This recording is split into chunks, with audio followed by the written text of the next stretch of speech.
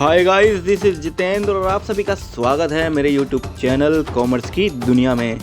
So friends, commerce की A to Z videos आप सभी को मिलती हैं इस चैनल पर, तो अभी कीजिए इस चैनल को सब्सक्राइब और साथ ही साथ कर दीजिए प्रेस बेल आइकन, जिससे आप सभी देख पाएँ कॉमर्स की सारी वीडियोस सबसे पहले। हेलो एवरीवन, आज की इस वीडियो में हम बात करने वाले हैं मेमोरेंडम ऑफ एसोसिएशन अर्थात पार्षद सीमा नियम की। पार्षद सीमा नियम कंपनी के समामेलन के समय प्रस्तुत किया जाने वाला एक महत्वपूर्ण प्रलेख है, अतः इसके बारे में जानना हमारे लिए बहुत ही इम्पोर्टेंट है। सो गाइस, आप इस वीडियो को पूरा देखिए और आज की इस वीडियो को देखने के बाद मैं आशा करता हूं कि आप पार्षद सीमा नियम से जुड़े हुए सभी क्वेश्चंस और सभी डाउट क्लियर कर जाएंगे। तो चलते हैं, आज वीडियो को शुरुआत करते हैं।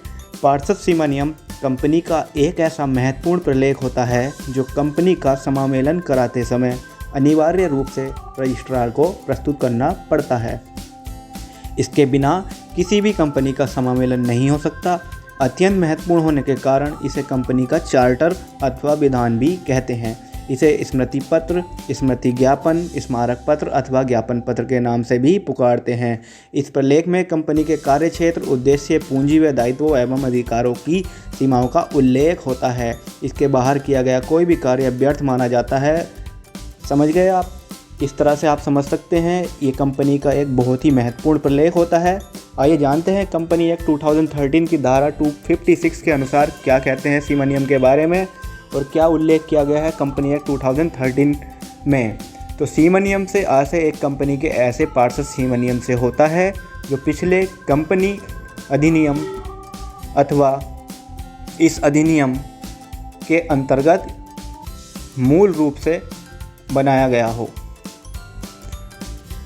ये बात आपको पूरी तरह से समझ में जब आएगी जब आप समझेंगे कि कंपनी एक्ट 1956 और 2013 दोनों के अंतर्गत कुछ नियम कानून रखे गए हैं, जिनको पूरा फॉलो करके कंपनी के अधिनियमों के द्वारा हम एक रूपरेखा तैयार करते हैं और जो भी समय पर परिवर्तित किया गया है उसके द्वारा इसको जो है तैयार किया गया हो। आइए कुछ विद्वानों के द्वारा जानते हैं कि क्या कहा गया है सीमा नियम के बारे में। तो लॉर्ड केयर्न्स के अनुसार कुछ इस तरह की परिभाषा उन्होंने इसकी दी है कि सीमा नियम क्या होता है। सीमा नियम को अंग्रेजी में मेमोरेंडम ऑफ एसोसिएशन कहते हैं, तो आप इंग्लिश और हिंदी दोनों के हिसाब से भी इस चीज़ को समझिएगा। सीमा नियमन कंपनी का नियम पत्र अर्थात चार्टर होता है। ये लॉर्ड केयर्न्स की परिभाषा थी। आइए जानते हैं लॉर्ड सेलबोर्न क्या कहते हैं इस बारे में। लॉर्ड सेलबोर्न के अनुसार सीमा नियम कंपनी का महत्वपूर्ण एवं अपरिवर्तनीय विधान है। कंपनी का समामेलन सफल होने के लिए जो भी सीमा में हो समूह हो। लॉर्ड मैकमिलन के अनुसार क्या परिभाषा है सीमा नियम की, तो जानते हैं। सीमा नियम का कार्य अंशधारियों, ऋणदाताओं एवं कंपनी के साथ व्यवहार करने वाले अन्य व्यक्तियों को कंपनी के संपूर्ण कार्य क्षेत्र के बारे में जानकारी प्रदान करना है। ये बहुत ही इम्पोर्टेंट परिभाषा रही उनकी। और ओवरऑल जो निष्कर्ष या कंक्लूजन निकल के आया इस सभी की परिभाषाओं से, तो वो कंक्लूजन आप सबके सामने ये रहा। उपयुक्त परिभाषा पार्षद सीमा नियम कंपनी का एक आधारभूत प्रलेख है जो उसके उद्देश्यों को परिभाषित करता है तथा इसके कार्य क्षेत्र एवं अधिकारों का सीमाएं निर्धारित करता है। अब आप समझ चुके होंगे कि सीमा नियम क्या है। अब हम जानेंगे कौन कौन से फैक्टर्स हैं जो ध्यान में रखने योग्य हैं पार्षद सीमा नियम को तैयार करने के लिए। तो पार्षद सीमा नियम का प्रारूप।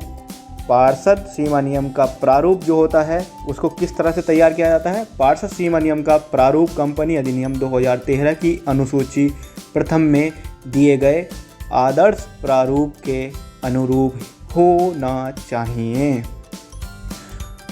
और परिस्थिति अनुसार यथासंभव उसके अनुरूप होना चाहिए। ठीक है। शेड्यूल 1 में इस चीज़ का जो है जिक्र किया गया है कंपनी एक्ट 2013 की शेड्यूल 1 में इस चीज़ का जिक्र है कि किस तरह से पार्षद सीमन नियम बनाना है। दूसरा पॉइंट है मुद्रित होना चाहिए, वो प्रिंटेड होना चाहिए। पार्षद सीमन नियम का मुद्रित होना आवश्यक है, ये नहीं कि बस खाली बातों से चल जाएगा, मुद्रित होना आवश्यक है। थर्ड पॉइंट है अनुच्छेदों में विभाजित पार्षद सीमा नियम पैराग्राफ में बटा होना चाहिए। पैराग्राफ यानी कि अनुच्छेद, आर्टिकल्स में उसको डिवाइड किया गया हो, ये नहीं कि मतलब पॉइंट टू पॉइंट क्लियर हो। जिस तरह से ये वीडियो है आपके लिए पॉइंट टू पॉइंट क्लियर हो रही है, उसी तरह से पार्षद सीमा नियम भी होना चाहिए। पैराग्राफ पर क्रम संख्या का अंकित होना चाहिए, जितने भी पैराग्राफ हैं उन सब पर क्रम संख्या अंकित हो। पांचवा पॉइंट बहुत ही इम्पोर्टेंट पॉइंट, हस्ताक्षरित व प्रमाणित। सीमा नियम पर प्रत्येक प्राथमिक सदस्य के यानी जो सब्सक्राइबर हैं, जो शुरुआत के जो प्रमोटर्स थे, उन सभी के हस्ताक्षर होने अत्यंत ही आवश्यक हैं और उनके साइन इस पर होने बहुत ही ज़रूरी है। साइन के साथ साथ उनका पूरा पता, विवरण और पेशा भी लिख देना चाहिए। प्रत्येक हस्ताक्षर कम से कम एक साक्षी यानी कि गवाह जो होते हैं, विटनेस जो होते हैं, द्वारा प्रमाणित भी होना चाहिए। ये नहीं कि भाई किसी ने भी साइन कर दिए, ऐसे नहीं। जो हमारे सब्सक्राइबर हैं उनके साइन के साथ एक विटनेस भी ज़रूरी है, गवाह का पता और उसका पेशा भी लिखा होना चाहिए। आइए चलते हैं 6 पॉइंट पर, हस्ताक्षरकर्ताओं की संख्या। हस्ताक्षर करने वालों की संख्या कितनी हो?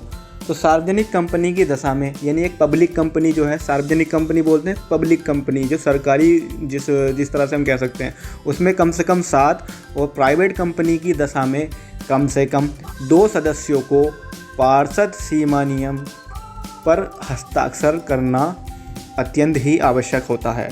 यह ज़रूरी है। पब्लिक कंपनी होगी तो 7 के और प्राइवेट कंपनी है तो 2 सदस्यों के साइन होने आवश्यक हैं। सदस्यों के स्थान पर उनके अधिकृत एजेंट भी पार्षद सीमा नियम पर हस्ताक्षर कर सकते हैं। अगर सदस्य मौजूद नहीं है तो उनके एजेंट जो बनाए गए हैं वो भी इस पर साइन कर सकते हैं।